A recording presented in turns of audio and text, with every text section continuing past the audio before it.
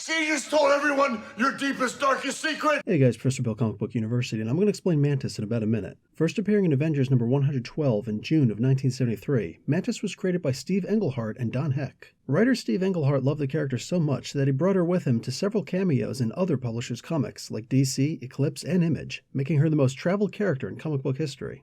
Born in Hue, Vietnam to a Vietnamese mother and a German father, her uncle was a crime lord in Vietnam who disapproved of the unnatural mixed marriage of his sister. Her uncle burned the house that they were hiding in, causing her father's blindness and her mother's death. Her father hid her away in a monastery run by a pacifist group of the alien Kree, calling themselves the Priests of Pama. These Kree priests were the caretakers of the Kotati, a race of sentient telepathic plant beings. The priests separated her from her father, who exhibited violent tendencies and eventually joined the villainous group Zodiac under the name Libra. They raised the girl and taught her their peaceful version of the martial arts, eventually giving her the name Mantis due to her propensity for defeating male opponents.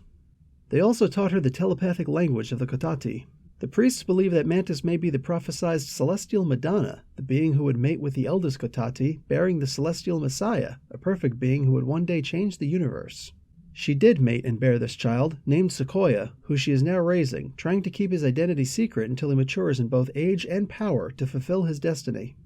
Mantis is a martial artist of exceptional abilities, able to fell opponents much larger than herself, including Thor. Her telepathic abilities with plant life also affords her empathetic abilities with other sentient beings, like humans, much like Deanna Troi from Star Trek.